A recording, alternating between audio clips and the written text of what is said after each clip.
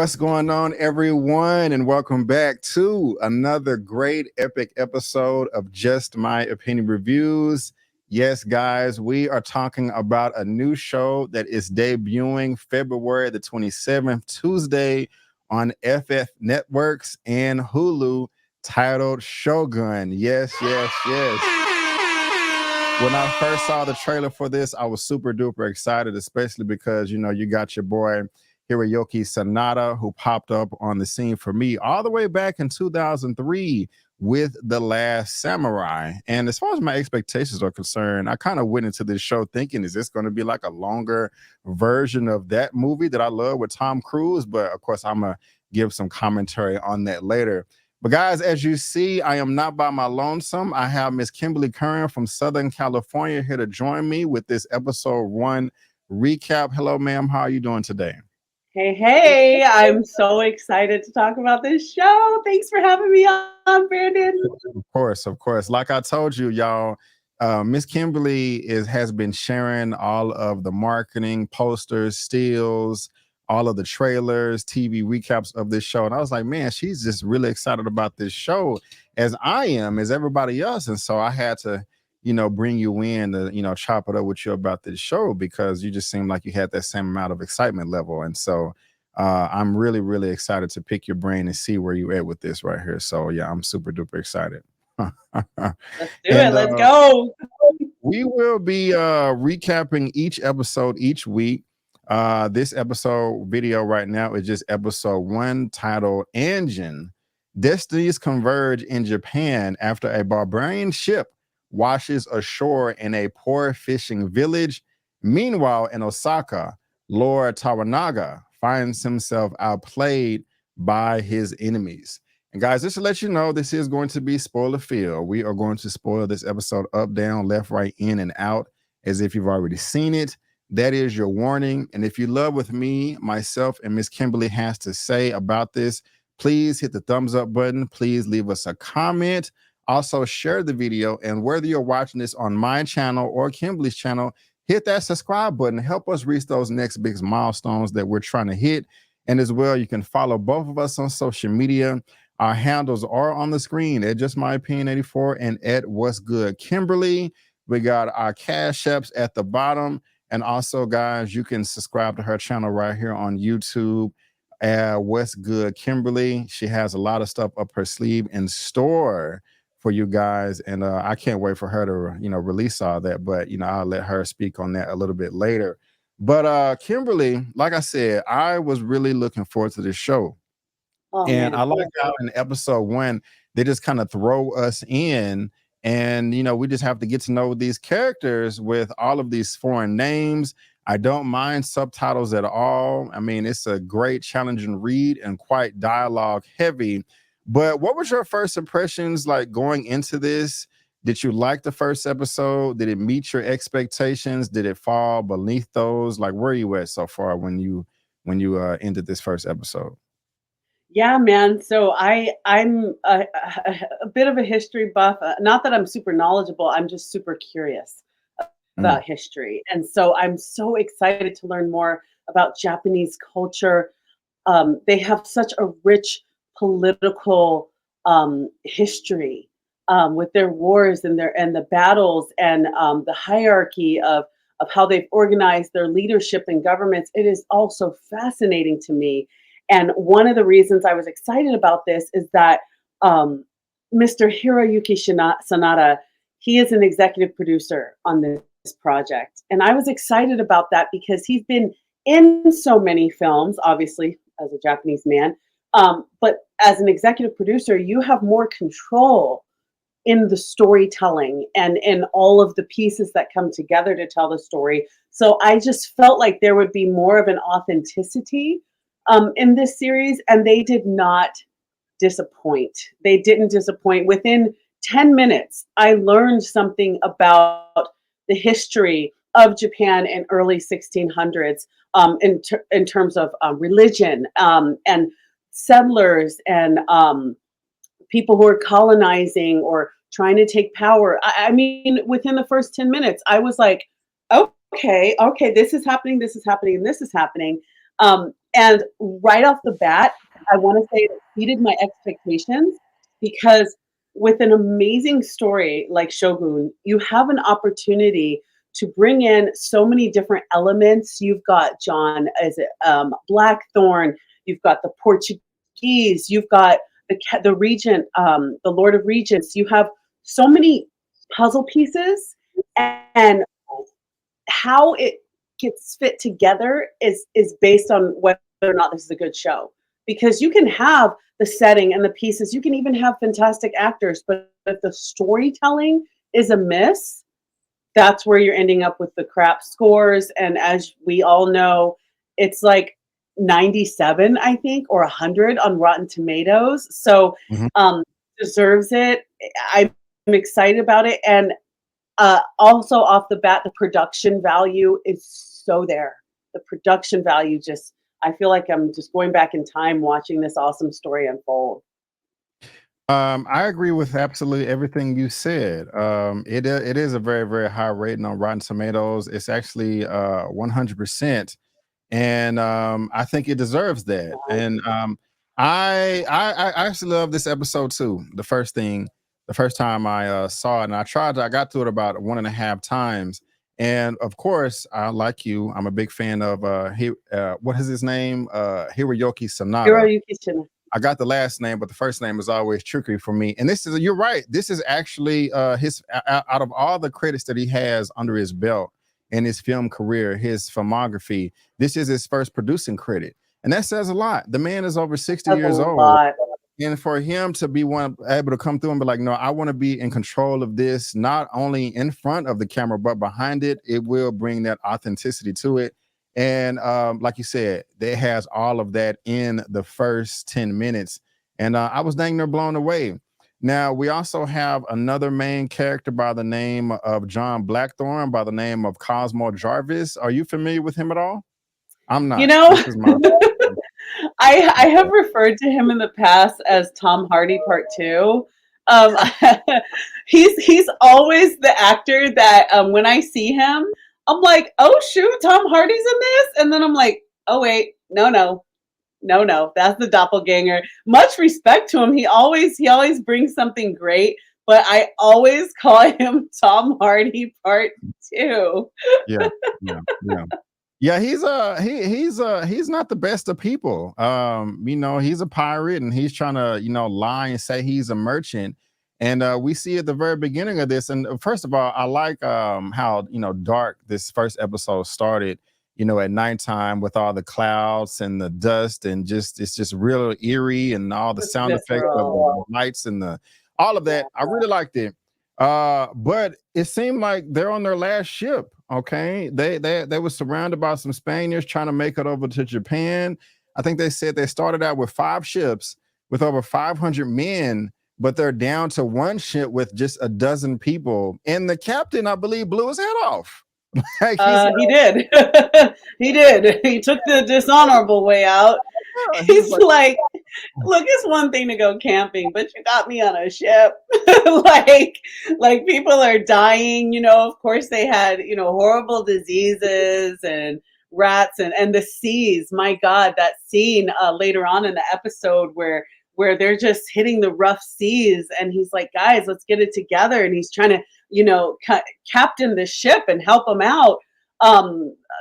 What I love is that they are not romanticizing the time. This is not Bridgerton. They are right. not trying to and I like sometimes that works, sometimes it doesn't. I like that they're not romanticizing also Japanese culture. I think that's something that I love learning about new cultures. I love getting into other cultures and learning about other people's history, tasting other people's food. I think in terms of just freaking humanity, it's important for us to do that. Not just our own history, but other people's history is important too. And I like that they're not just romanticizing it. They're like, look, in this time, there were certain leaders that would cut your head off in the middle of the street. And we got that about 25 minutes in. I'm like, Yeah. we're not doing a trial. You're just gonna cook him. You're just gonna make a meal. You're okay. That was We're pretty. making man broth. Yeah. All right.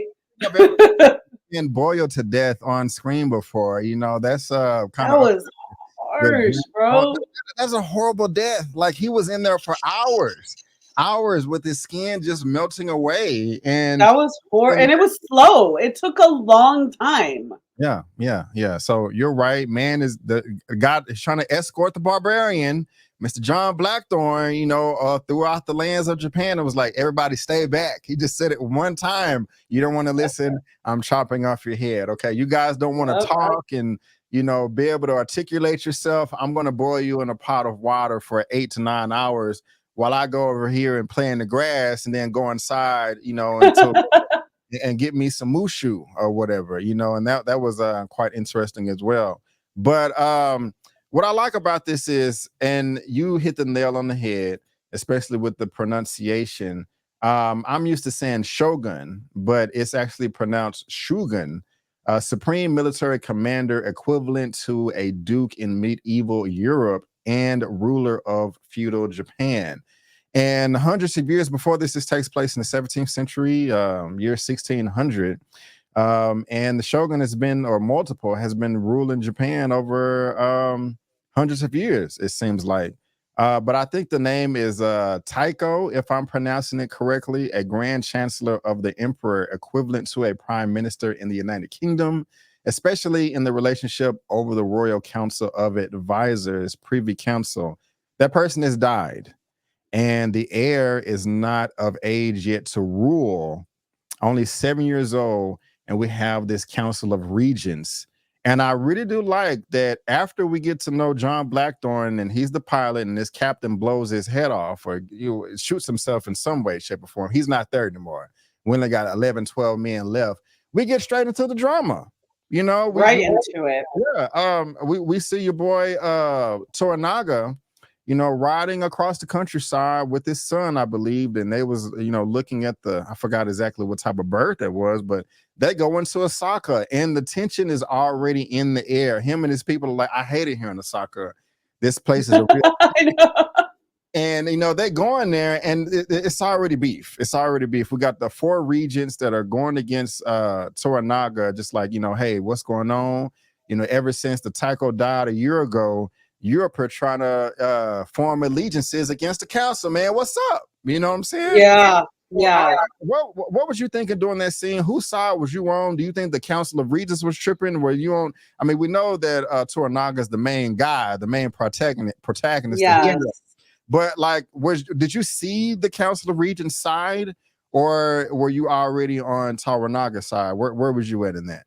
And I'll tell you where I was. I kind of understood in terms of power. You can't look, and I don't say this loosely. I'm just talking about in terms of those who are reaching for power.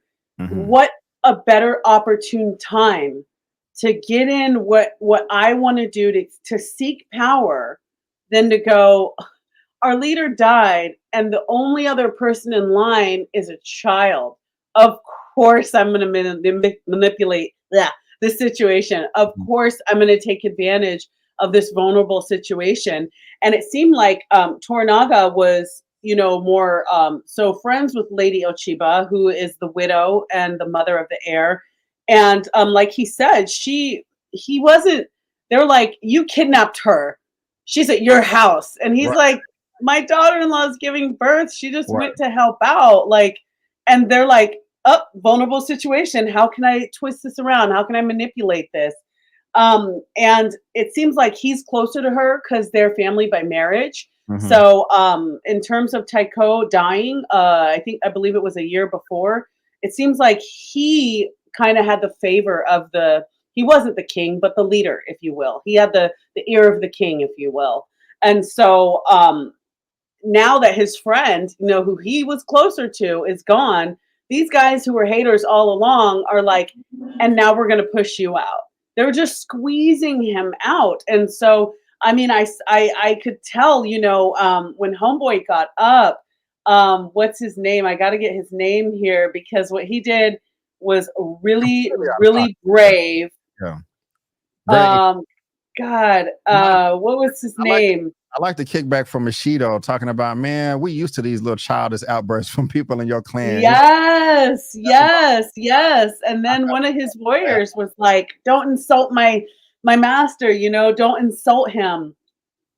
I, And what did you think of that? That was heavy when because I was like, wow, the way God, I have to keep looking at the names so I don't want to get them wrong.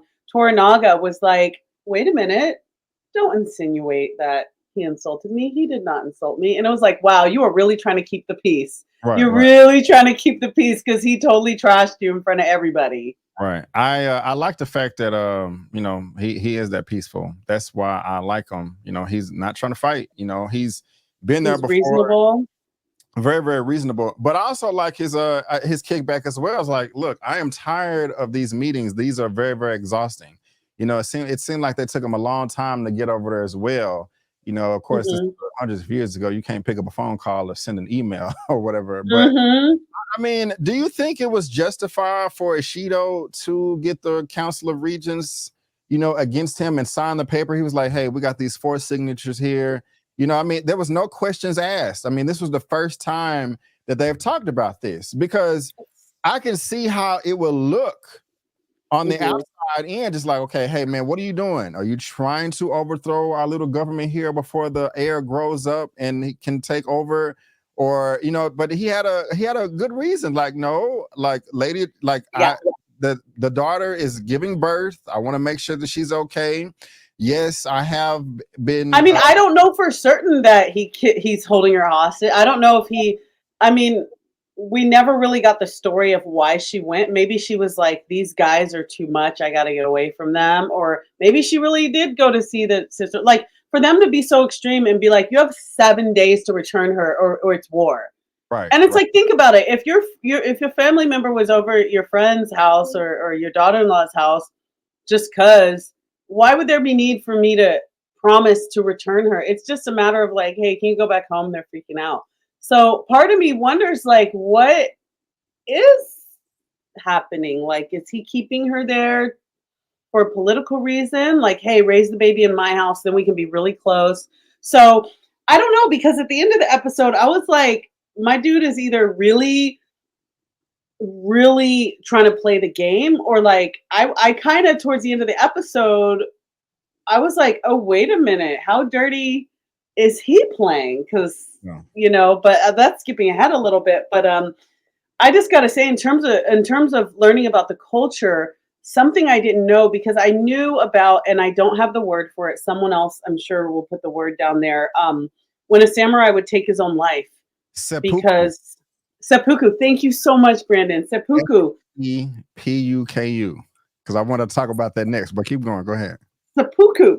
Yeah. So I knew about that, but I didn't know that you could offer your firstborn, Yeah. like, and And end your bloodline. That was extreme, man. But yeah, that I don't, happened, I don't like it. That's a bit much, you know, and it's and his fault too. And I like them. I like that Lady Mariko came through and checked the husband. It's like, okay, why are you giving your wife a hard time? Of course, she doesn't want to sacrifice her baby. This is a little, stop. it's not even a year old, and like, Don't yell at her. yes, this is your fault because you know you want to be all bold and brag like you're being disrespectful to my master. Shut the hell up and stand in line. Back there, didn't nobody ask you for nothing. You just Nobody asked you, and and we're, mhm, we're not even adapt to this culture at all. But even though we know that this is out of pocket, you know what I'm saying? Like over, I mean, I don't mean to sound ignorant, but it just seems like if you sneeze out of place, you know that they'll just execute your whole family. He just going to have a wild, childish outburst in front of the that whole was council ridiculous. pull out his sword and like you like this that like that's just okay. Like they're gonna be like, okay, you can just go home. No, dude, there's gonna be consequences for this. But then you're mad at your wife and screaming at her because she has to. And you didn't even talk to her. Just like, okay, I'm sorry. I'll do some pickle, or you can kill my child. I'll sacrifice my child. That's just insane to me. Um, Yeah, it yeah. is. I was. It made me uncomfortable. It did. It's It frustrated me. I mean, I thought it was interesting the way Mariko approached him because I through researching, because I think any good historical show should make you want to do research and Mhm. go, what's real? How deep are we going? And something that I learned was that in that time, a woman in her position did have power and did have education and learned to fight, because oftentimes I think we all think of memoirs of a geisha, and the reason I really like that this show is going there with the research and the history and not just romanticizing the culture, because you lose the richness of a culture when you romanticize it. Yes. Like with Black culture, we're not just playing jazz and barbecuing. There's more to us. Like any culture. Japanese culture. It's not just geishas and pouring you tea.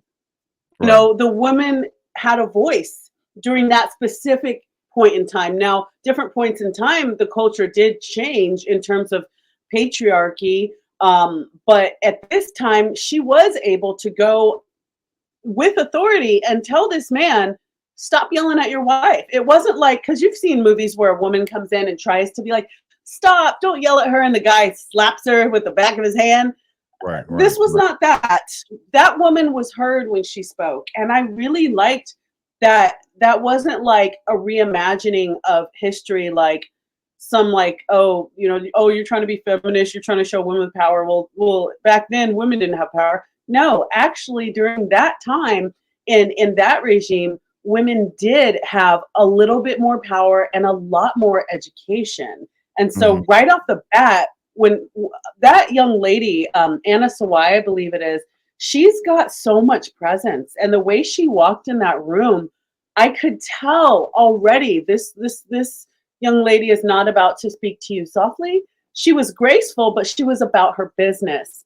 And so I am excited to see what else we get from her in the whole Yes. series, because off of jump, she was about her business and she was like taking names. Mariko, I think we're gonna see Mariko's got a lot more to her in Oh this yeah. series.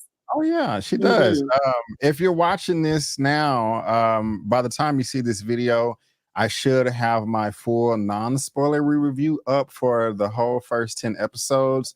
And I did talk about her quite a bit because I would just say that she has a lot of baggage and is burdened by her past. One of the reasons why she just looks so frustrated and sad right here, like I'm tired of all this crap, and like you said, Kimberly, I do like her because she does speak up. She has sense, very sophisticated, cultured, and excuse me, all of that good stuff. But yeah, she is definitely on my radar right here. Anna Sawai. I've never heard of her before. If you are familiar with her work, please let me know in the comment section below, because she can spark a lot of wonderful discussions. Yeah, she's a pretty prominent character. Now, let me ask you this about Mr. John Blackthorne, another character.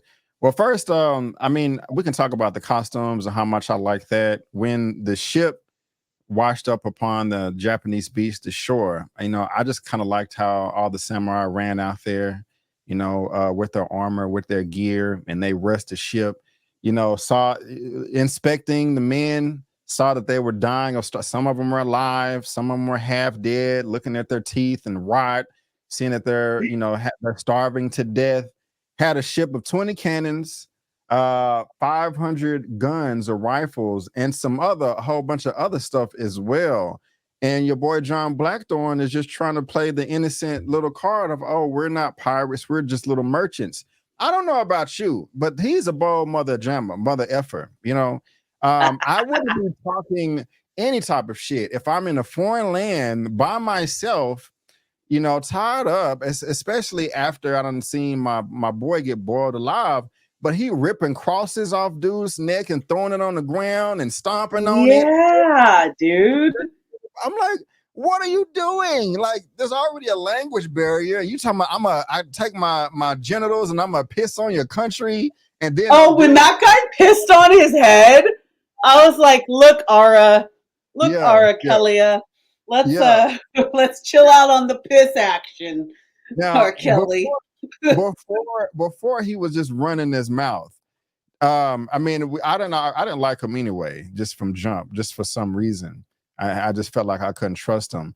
But do you think the Japanese was too hard on him initially? I mean, there's a language barrier, so he was just like, "Hey, can I get to my ship and get to my man?" Do you think that was too hard on him at first, or you think all that was justified? I think he is so much smarter than we think he is. Because right off the bat, he's playing games. Because it's one thing to come into a situation Mm-hmm. and kind of play it cool and scope everyone out. You walk into a room, if you want to play the game, it's like, well, let me see who the players are first. Mm-hmm. And then let me start talking my shit. You know what I'm saying? But he came in and was like, I'll piss on you. You can go to hell. And then he just like went in.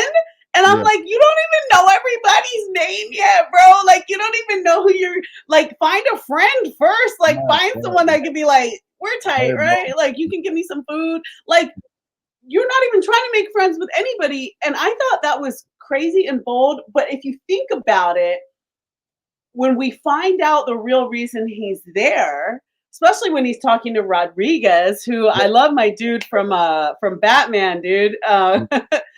I always, what was he? He wasn't the commissioner. Oh, he was the mayor in The Dark Knight. That was him. I love that dude. Yeah. I love, and he was also Sonny, I think, on All My Children. Or no, not Sonny. But yeah, no, I really like him. But when he knew what was up right away. That's why I also like that they saved him from the water, because I really want to see what old dude has to say later on, because right off the bat, he's like, yeah, you're right, because you're a merchant and you're lost. Like he just called him out off the bat. Oh, yeah. Knew he was full of crap. Yeah, good call. Yeah, but Blackthorne, it's a little crazy to me that he had such an attitude before you get to know the players. Mm-hmm. But to me, I'm like, you're establishing authority, though. You're establishing, I don't know who you think I'm about to be, but let me make something very clear to you about who I'm not. Mm. And that's the one thing I got from him, was I kind of was like, well, all right, okay, let's see what we get from you. But I mean, look where it got him. You got pissed down. Yeah, he did. And your boy Rodrigo, is that how you pronounce it? Rodriguez. I'm tripping. I love the comic relief that he was able to bring as well. I mean, just very, very funny. Just like, hey, bro, he's like, hey, where we going? He's like, we're going to Osaka. We're gonna meet the powerful Lord Toranaga. And he's like, oh, he's more powerful than these guys over here. He was like, yes, these guys will be honored to wipe Toranaga's ass or something like that. And so I got a good laugh out of that. And he's like, what does Toranaga want to meet with me in Osaka for? I don't know, maybe play with your balls.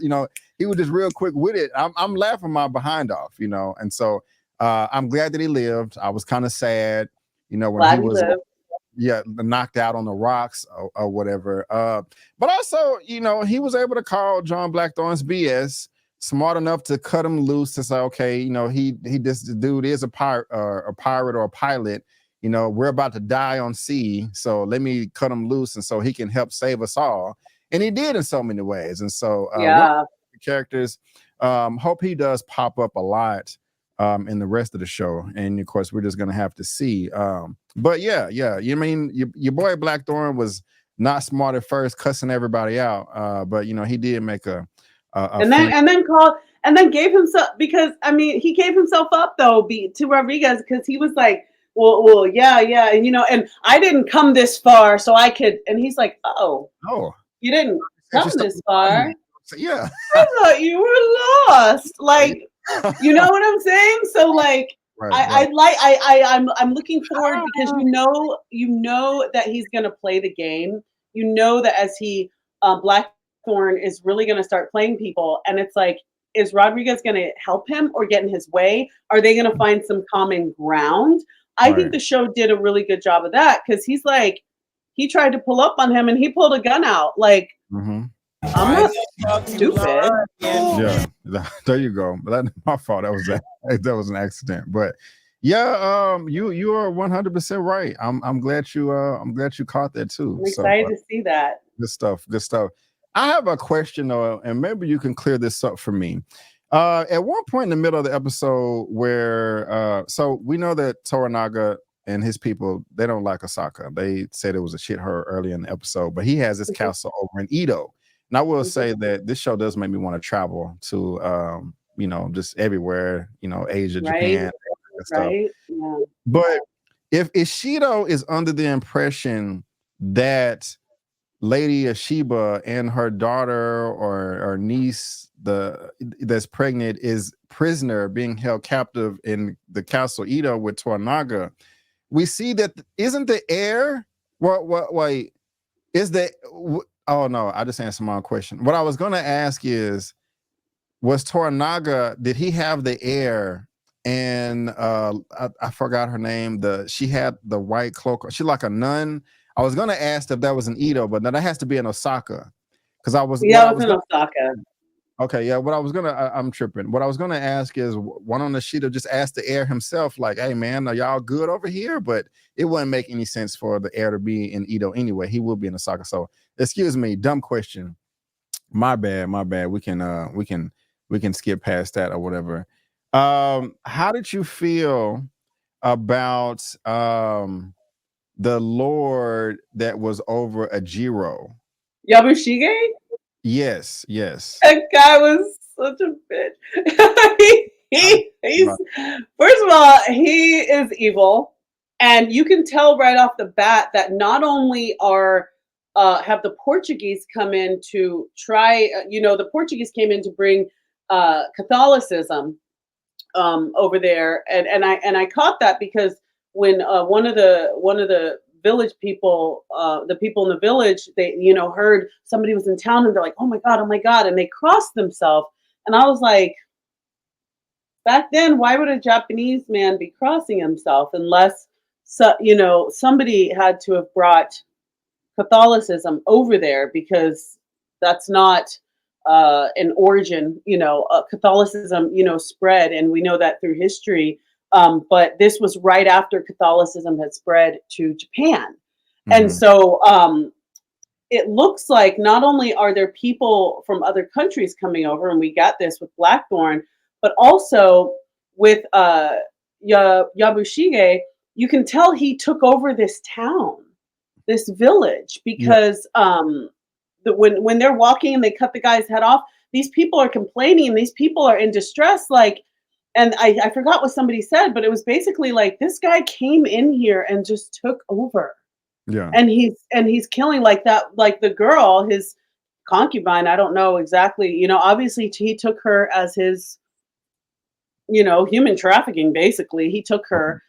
You can tell she's from that village, and she's like, I just can't wait till he's gone. Because it sounds like he travels back and forth, and she's like, God, I just can't wait till he leaves again. This is horrible. And she's unfortunately had to do what she had to do to keep him happy, which was sad. Yeah. But that guy, Yabushige, is such a biatch because when he goes, first of all, the way he lied, way he got caught in the lie about the ship was hilarious. Yeah. I And was he's like, about that.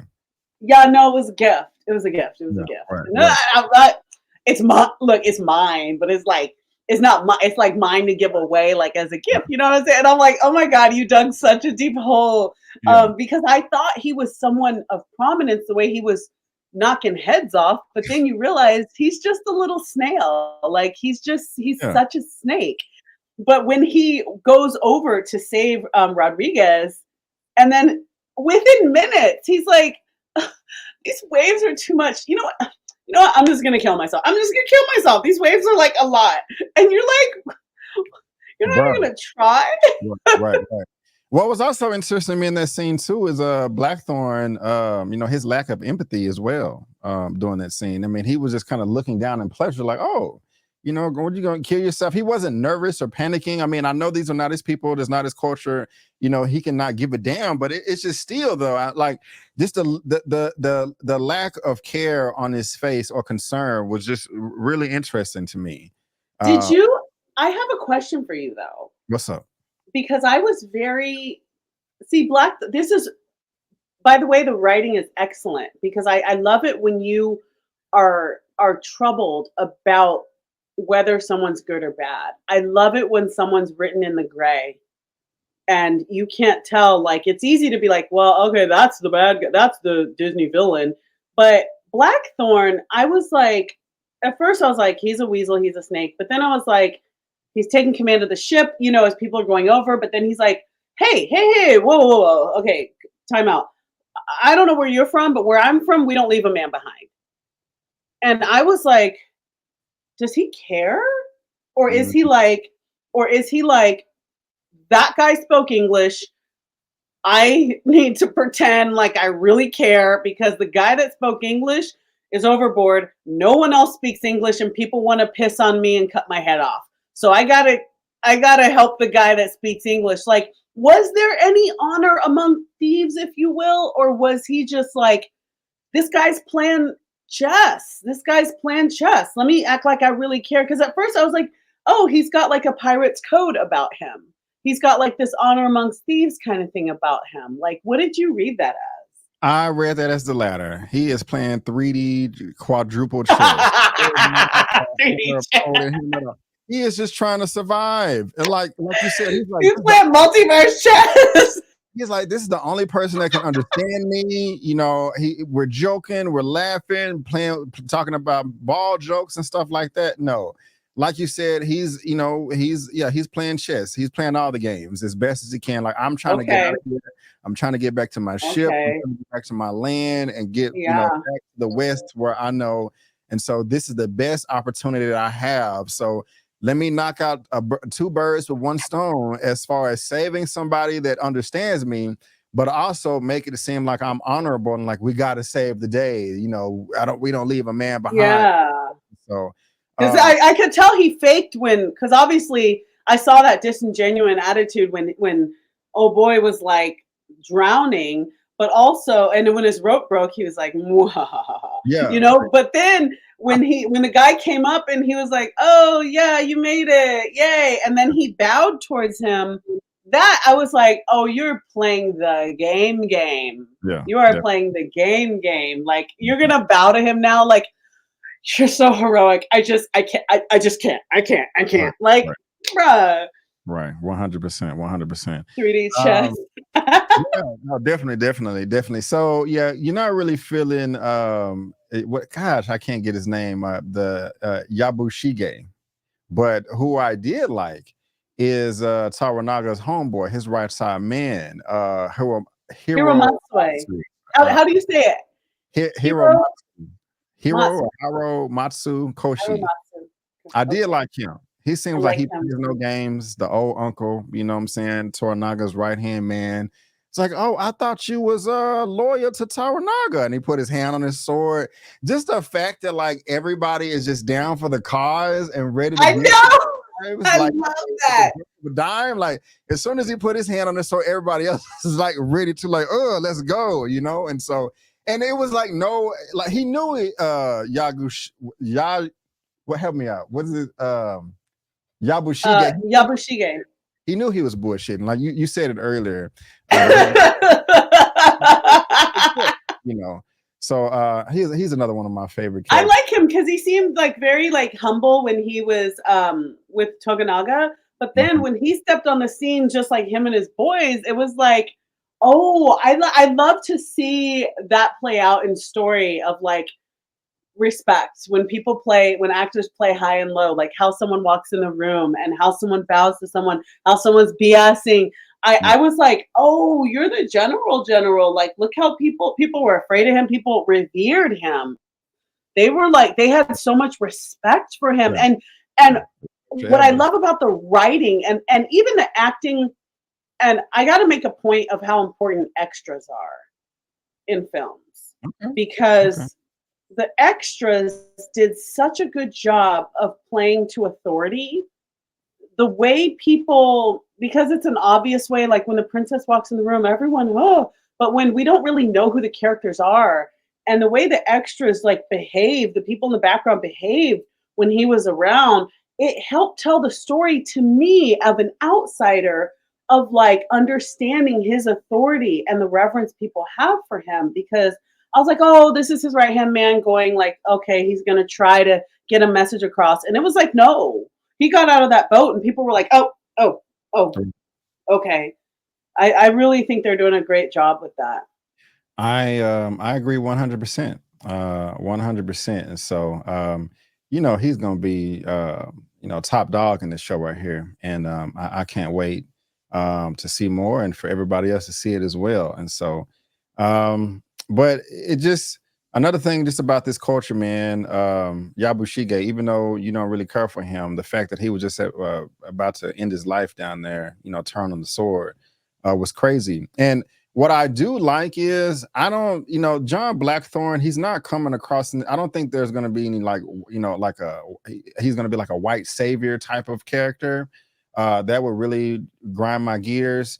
I did like the Last Samurai film, but I don't think this is going to be a version of that where Blackthorne is coming through, learning the culture, and is better at being a samurai than all the natives. That would turn me off.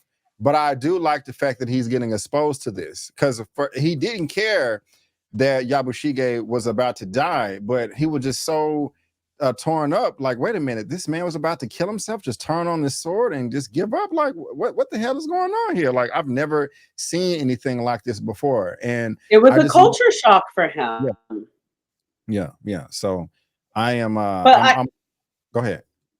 No. I was gonna say, in terms of the white savior thing, for me, because I knew people were gonna talk about this. Because so Shogun's based off of the book Shogun, and it's based off of a real story of like the only white samurai, I think, in history, which was a man in the early 1600s named William Adams, and that did happen.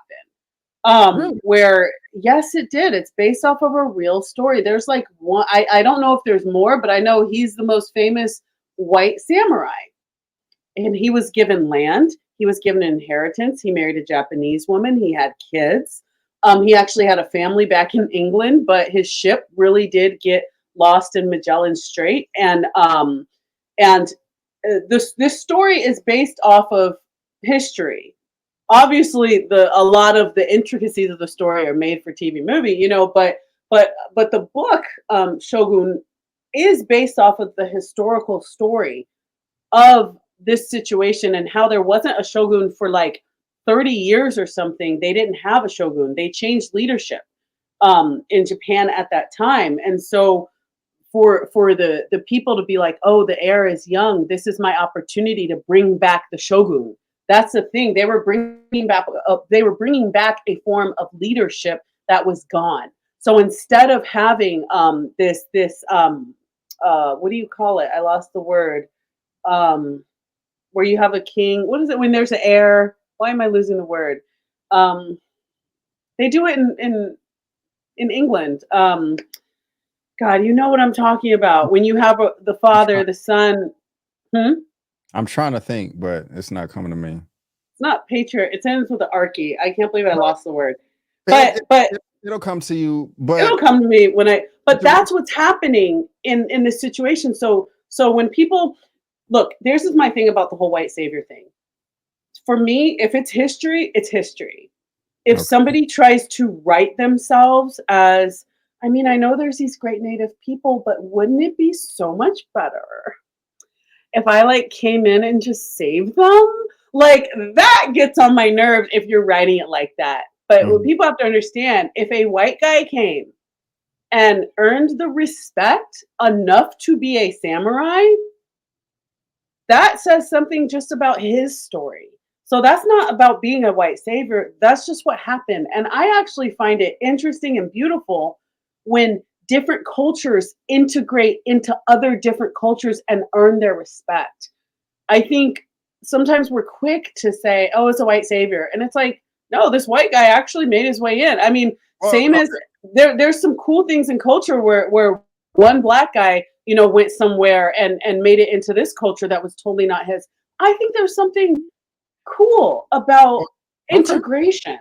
I agree with you 1,000,000%.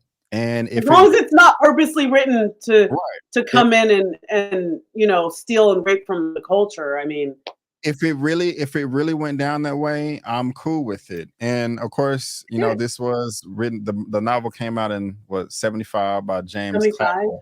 And I don't know. I'm reading this right now as well. Also, did you watch the original show that came out in the 80s? It's I remember that guy. Like I never watched it. I just remember as a kid it being in the background because I totally remember that guy's beard. The because I think I called him Jesus whenever I saw that on, and my parents were like, "They're in Japan, honey." Like it was Jesus because of his beard and whole thing. But I remember it being on in the background in my house. But I know I never watched it. I know it was a mini series. I never actually have watched the series. No. Gosh, me neither. Me neither. I know a lot of people talked about it in anticipation for this new one. But going back to the white savior thing, I agree with you 100%. If it really went down that way, it went down that way. But when the first time I saw this first episode, I'm not gonna lie, I'm gonna be honest. I was just saying to myself, okay, I hope that this is accurate. I hope that this guy does not come in and he's better than all of the natives if that's not really happen, if that's not true, because sometimes I do get upset about that, but if that's not the case, then that's not the case, and you made a But valid. here's the yeah, but like yeah, and I mean I feel you. I've seen those movies where I'm like that no no no no we're not going to do this. But also I'm open to history, but also like another thing is you have to understand there's two ways you can look at it. You can look at it and be like, "Oh, so he's just going to bring the whole nation together." He's just going to, "Oh, this guy's finally going to get power because of him." You have to understand he was a bit of a pawn because at the end when Toranaga is talking to Mariko and he gets all excited about the fact that like, "Hey, you speak Portuguese." And his spy, old dude that was sending was it a hawk? I Yeah. think when he was sending messages cuz remember Yabushige was like, "There's a spy in my camp." How did he know that? I Right. was going to go there. Why is he here now? Right. Who's the spy? Right. So, when he gets all excited and he's talking to Mariko and he's like, "I can give you purpose again. I know you were depressed when your father died and I know you felt like you had no purpose, but I can help you." This foreigner guy, you speak Portuguese. You know different languages. How about you translate? And remember cuz she was even like, "You don't need me to translate. You have," and she named someone else. She's like, "Why can't you bring in some so and so?" And he's like, "No, no, no. I want you." And at the end, it left us with, and I mean, tell me if you caught this. He was really excited about this foreigner. He was really excited about Blackthorne. Why? Because bringing in this outsider who doesn't like the Portuguese, he hates the Portuguese. He ripped that guy's cross off. The history there is that the Protestants and the Catholics, because remember, it wasn't just religion. It wasn't just, "Hey, I just want to share my Bible study with you guys, and maybe we can put on some worship songs." No, no, no. Religion was totally tied to government, to the Catholic Church, the Roman Catholic Church. So for Catholics to come in during that time, it meant we're not just giving you Bibles. We want to change your laws. We want to change your rules. We want to change the way you dress. We want to strip you of your culture. We want to strip you of your language. And so they don't really, some of them don't like the Portuguese because remember, old boy was like, "Look, this is between you and your Christians and your what. I don't care. I don't Yabashige. care." He Yabashige. wasn't. Yeah. Yeah, Yabashige. He wasn't born again Christian. Like he wasn't influenced by the Portuguese, but the Portuguese had a lot of power. Like, why do you have a Portuguese priest that is your translator? Obviously, they have worked their way into your government, into your villages, into your people. They're working their way with power, and the reason they rushed to that ship was like, "Oh shoot, these Portuguese people came here." Remember, before it was just Japanese people. So when the Portuguese people came, they're like, "What's this like blonde hair? Like, what's this blue eye?" Like that's why they were looking at Blackthorne like, because you have to remember there's only been their own kind up into this point. So for the Portuguese to come in, there's a lot of people going, I don't like that you're here. I don't like you're making me learn a different language. I worship my own gods. I don't need yours. So every ship that comes in, they're hoping it's not more Portuguese. So now when he hears there's a guy that hates the Portuguese, let's talk about who's playing chess. So this guy, it's not so much that he's going to open the government. It's that you're an excellent pawn. You're an outsider that hates the same people I do. Let's play ball. And let me add on to that. And not to sound obnoxious, but at this point, I've seen the first 9 episodes. I love the way that they use John Blackthorne in this show, because in this first episode that we're seeing right now, it seems like he is going to be the main or one of the main prominent characters throughout the show. And that's not necessarily the case. Some episodes he is, some episodes they just put him aside, and he is used as an important piece on the chessboard, like you said. And I'm not spoiling anything. He is not a white savior in this whole show. I don't think they're going to just throw that in at the end of the episode. You know, he doesn't come through sleeping with all the women and everybody is worshiping him like, oh, this white man, I want a taste of that. It's nothing like that at all. The entire show is a culture shock for him. We are learning the culture through his eyes. There is a lot of conflict on just like how we see life, death, religion, politics, all of that. And sometimes he is the main forefront, but sometimes he's not. At that time, we haven't seen John Blackthorne in a while. So going back to what I was saying about the white savior, and I am ignorant about the origin of this story, because you said that it was some truth to it. Going in, these were my thoughts. I was just saying to myself, I don't want a white savior type thing, you know, if it's not true, but I'm just proud to say that it's not.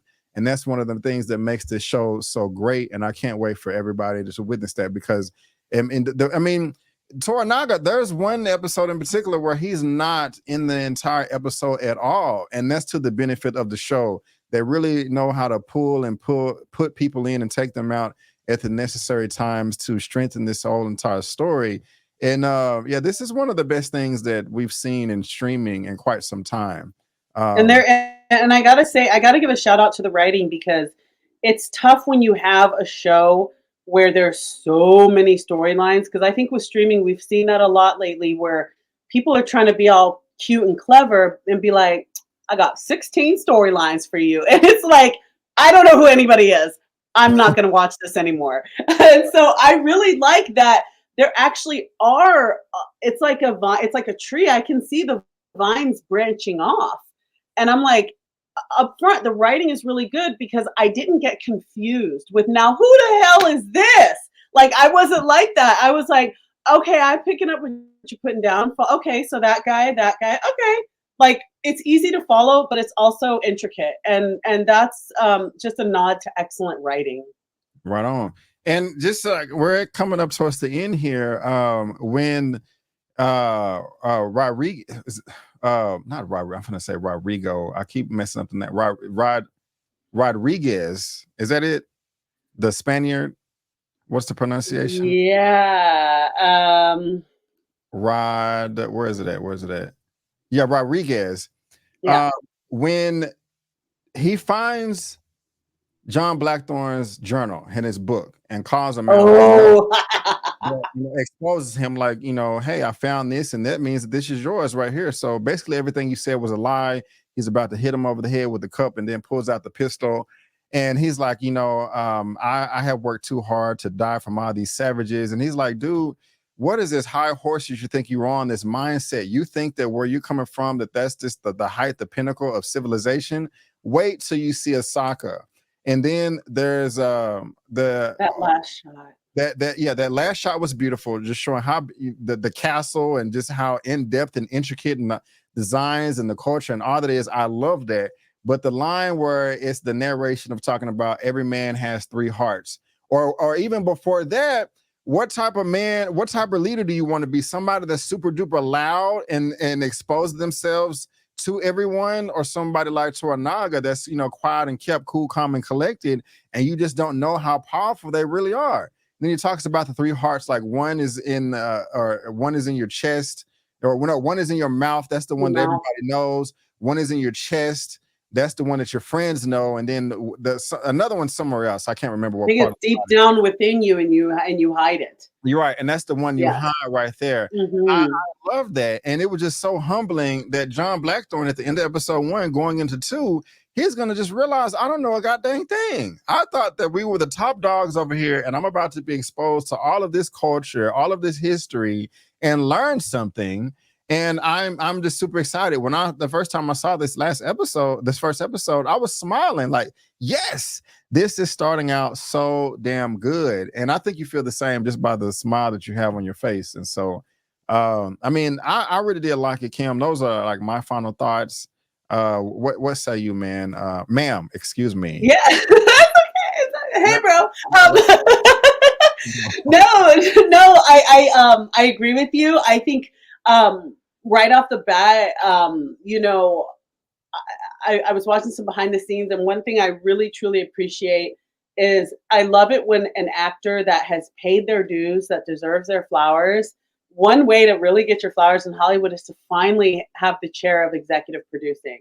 And we've enjoyed the talents of Hiroyuki Sanada for years and years. And I'm so proud of him, and I'm so happy for him that he's in the producer's seat. And again, I think what our whole world needs right now is to look at other people's cultures and religions, and instead of judging, go, hey, let me taste your food. Hey, man, can you tell me some stories about your history? I think that's so important for us to get all up in other people's cultural business. Let's learn. And I'm so happy for my Japanese brothers and sisters, that this is your time. This is your turn. And I think I just applaud their culture, because something that Hiroyuki Sanada did is they had a whole team of historical advisors coaching the cast to make sure that it wasn't just the costume department that was like, okay, that's an accurate kimono. No, they did lessons in calligraphy. They did lessons in how to walk, the difference between how a man and a woman would walk, how a woman that was a servant, a woman with authority, would walk. They had all of these historical advisors on set, making sure the way you sip your tea, the way you pour the tea, the way you open a certain type of door, the way you sit down. He said we actually did a lot of just practicing with the proper way to sit. And if you think about that in terms of acting, how it's not just the words that come out of your mouth, it is the presence when your type of character walks into the room, the way you speak to someone, your eye contact with a leader. They were so accurate in terms of authenticity of Japanese culture. And I'm just so happy for my Japanese brothers and sisters that they are getting this opportunity to have their story, their history told in such a creative way. And because this is based on not word for word, not story for story, but it is based on some political things that happened in the early 1600s with Japanese culture. Some of these battles, some of the names you'll hear are actual historical battles that took place. Some of the politics you'll see, I know it right now, it looks like soap opera-y. That's actually how it was, you know? And so I really enjoy the history and the authenticity. And I love that this is their own people telling their own stories. And I think in terms of Hollywood, that's important to have the people whose story it is be the ones telling it. And that's why I have such an appreciation for this show, is because I think I've been on set. It's tough when your character's the black one or the Japanese one. Casting directors will say things to you like, could you be a little bit more black? Could you make it a little bit more like Japanese? Hello, it's really good instead to have people that look like you, speak your language. That when you walk, they said they had Japanese chefs on set that were cooking for the cast to cook them authentic Japanese meals so that they could just stay in the spirit of everything. And I just applaud Mr. Sanada and the whole cast, and I'm so excited to see first episode, 2 thumbs up.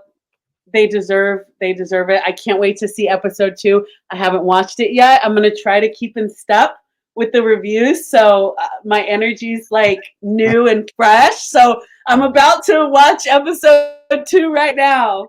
Already. I love it. I love it. Well, ladies and gentlemen, boys and girls, that is going to wrap it up for our Shogun episode 1 recap titled Anjin. And guys, we at the time, by the time you see this, our episode 2 recap will be up titled Servant of Two Masters.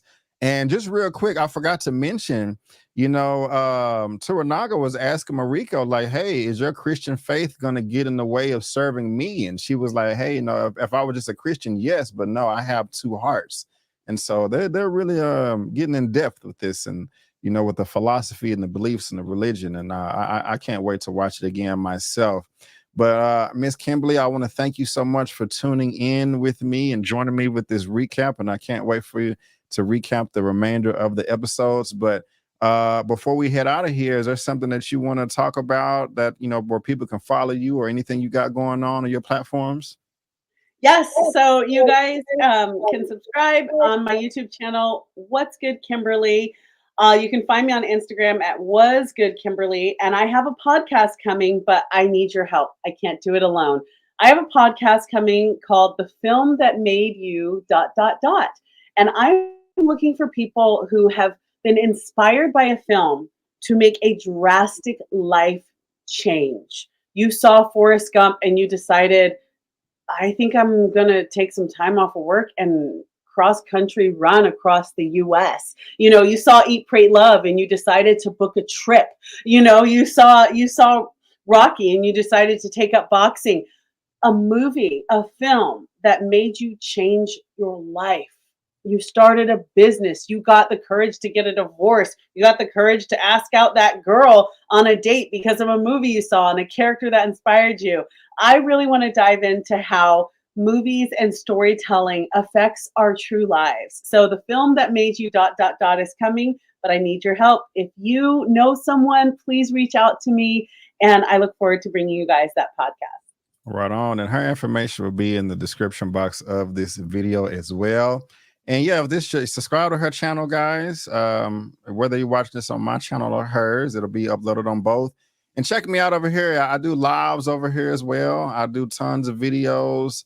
I got movie reviews. Let's get you to 50,000, Brandon. Yes. I'm at 46. At the time of this recording, I'm at 49.6. So a little less than 400 to go. If you do subscribe, you'll get movie reviews, spoiler movie reviews, series reviews. Just did Halo Season 2, The Last Airbender. I got a weekly comic book superhero show live, a movie news roundup show live, and I'm always recapping something on streaming. So guys, again, we want to thank you so much for tuning in. Make sure you come back for our episode 2 recap. And before you go, don't forget that I'm B. Avery. That's Kimberly. That's just our opinion. Peace out, and we'll see you next time.